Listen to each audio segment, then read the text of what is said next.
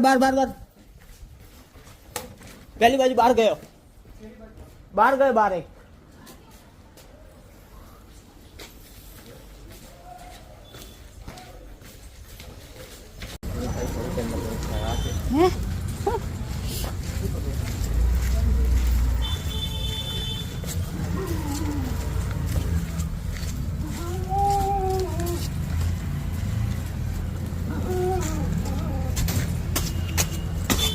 कई रिक्शा में हसे जुओ तो मास हसे जो हसे कई भीनु हसे कई तो ज भाग्या होय ने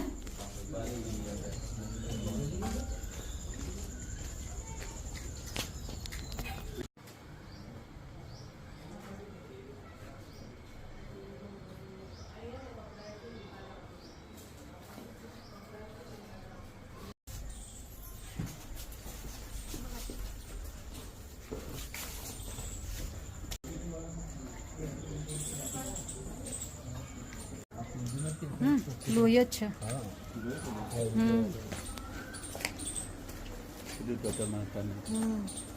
કેટલા ગંદા છે આ લોકો હે હાવ કેવા ગંદવાડમાં રહે છે આ લોકો છી અહીંયા કટિંગ થયું લાગે છે હા બચ્ચા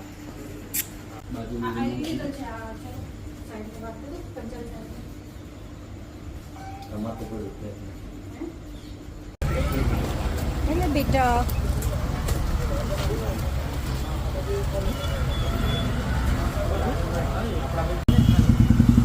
हाँ लीधो ने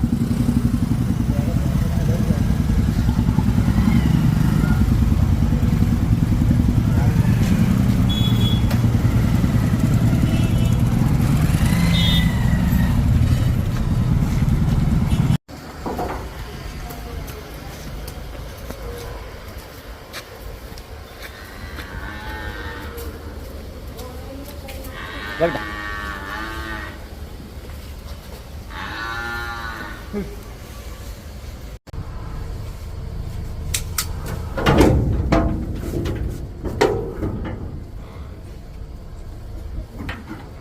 ले बेटा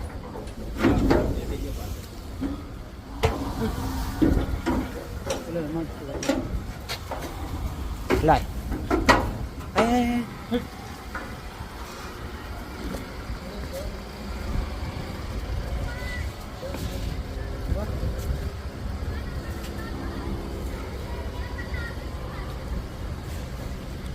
जा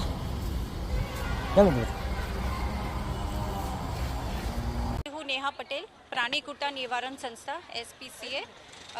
જેના અધ્યક્ષ આપણા કલેક્ટર શ્રી છે વડોદરા જિલ્લાના અને હું મંત્રીની જવાબદારી છે મને ઇન્ફોર્મેશન હતી કે અહીંયા આગળ ગૌમાંસ આવવાનું છે એટલે મેં SOG ના સાહેબ PI સાહેબ છે પટેલ સાહેબ એમને મેં જાણ કરી અને એમને એમના સ્ટાફ જે છે બધા PSI સાહેબ રાહુલજી સાહેબને એમના તમામ સ્ટાફ આવ્યા હતા સવારે અને બહુ જ સરસ હેલ્પ મળી અને બહુ જ સરસ એ થયું છે કાર્યવાહી થઈ છે અને આ ઇલીગલ છે આપણે અગાઉ આ ચોથી રેડ છે અહીંયા આગળની અને પહેલાં પણ અગાઉ આપણે બહુ બધું ગૌમાંસ પકડેલું છે અહીંયા આગળ 8 વાહનો જપ્ત કર્યા હતા અને આજે તમે દુકાનો જુઓ છો એના શોટ લઈ શકો છો એ બધા સીલ કરેલા છે કોર્પોરેશન અને તેમાંથી પણ ગૌમાંસ મળી આવ્યું હતું આ એરિયામાં તો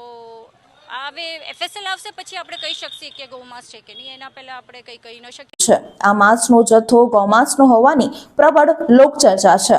જો કે SOG દ્વારા માંસના જથ્થાના સેમ્પલને SLFમાં તપાસ માટે મોકલી આપવામાં આવનાર છે આ અંગે જીવદયા પ્રેમી નેહાબેન પટેલ જણાવે છે કે મારી પાસે માહિતી હતી જે અંગે મેં SOG PIને જાણ કરી હતી ત્યારબાદ તાત્કાલિક તેઓ સ્થળ પર દોડી આવ્યા હતા હજી માંસ શંકાસ્પદ છે ગૌમાંસ છે કે કેમ તે કહી શકાય નહીં SLFના રિપોર્ટ બાદ જ સાચી હકીકત સામે આવશે આ ગેરકાયદેસર કતલખાનું છે વરસાદમાં લોહીના ખાબોચિયા પણ ભરાયા છે રોગચાળો પણ ફાટી નીકળી શકે છે સાથે જ ભેંસના બચ્ચા અને 150 કિલો ગૌમાંસનો જથ્થા સાથે ઇરફાન કુરેશીની અટકાયત કરવામાં આવી અને અગાઉ કેટલા સમયથી આ ગૌમાંસનો જથ્થો કોને અને ક્યાં વેચાણ કરતો હતો સાથે વધુ આ કામમાં કેટલા લોકો જોડાયેલા છે અને ઘરમાંથી એક ઇસમની પણ અટકાયત કરીને આગળની કાર્યવાહી હાથ ધરવામાં આવી છે આવ્યું છે આ કથિત માસ છે ગૌ માસ હોવાનો દાવો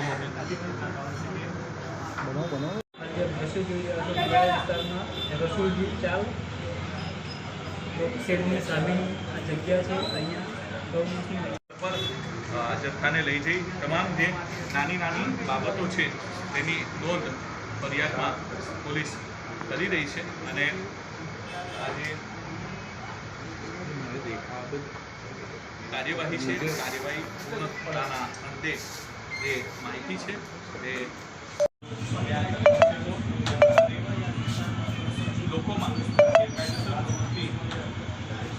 જે લોકો કરે છે એમાં ઘટાડો થશે. ક્યાંક જે નીતિ કાયદાની અમલમાં આવી છે, નવા નિયમો અમલમાં આવ્યા છે, તેમાં સ્થળ પર જ જે ફરિયાદ દાખલ કરવાની આ મકાન છે એમાં અહીંયા ગૌમાંસનું વેચાણ થતું હોય તેવું અહીંયા એસઓજીની ટીમને માહિતી મળી હતી. આજે જગ્યા જોઈ રહ્યા છો, આપ જે દ્રશ્ય જોઈ રહ્યા છો રસુલજી ચાલ લોકો શેડની સામેનું આ એસપીસીએ વડોદરા જિલ્લા મંત્રીની જવાબદારી છે. પ્રાણીકૃતા નિવારણ સંસ્થા જેના અધ્યક્ષ આપણા કલેક્ટર સાહેબ છે. આજ રોજ મને ઇન્ફોર્મેશન હતી કે અહીંયા ગૌમાંસ આવવાનું છે, તો મેં એસઓજીના પીઆઈ સાહેબ પટેલ સાહેબ છે એમને મેં જાણ કરી અને એમને પીએસઆઈ રાહુલજી સાહેબ છે, પછી એમના સ્ટાફ દ્વારા સરસ કામગીરી કરવામાં આવી છે અને એઝ યુઝ્યુઅલ મને વડોદરામાંથી આપણને બહુ સારો સપોર્ટ મળે છે. જીવદયાના રિલેટેડમાં બહુ સારો સપોર્ટ હોય છે. સોરી વારંવાર ગૌમાંસ પકડાતું હોય છે. હા, શું કહેતું? વારંવાર ગૌમાંસ પકડાય છે. એના માટે નવા કાનૂન આવ્યા છે, એમાં સખ્ત કાયદો આવ્યો છે, બહુ ફેરફાર થયા છે. તો હોપ સો લેટ્સ સી કે હવે નવા કાયદા પ્રમાણે આ બધું પ્રોસેસ થશે તો હેલ્પફુલ થશે અને આ લોકોને સજા થશે. જે નથી થતી એ થશે. હવે હા, 2 ભેંસો છે ઇલીગલ. આ ઘર બનાવ્યું છે, ઘરની અંદર આ લોકો સ્લોટર કરે છે અને આ જુઓ તમે કેટલું અનહાઇજેનિક છે. લોહી આખો પેલો એનો ખાબોચિયો ભરેલો છે, એનો લઈ નાખો. તો આ બધું બહુ ખરાબ કહેવાય અને બધા માટે રોગચાળો ફેલાઈ શકે છે આના લીધે. અને આ ઇલીગલ છે અને જે ઇલીગલ છે એ કોર્પોરેશને તોડી નાખવું જોઈએ.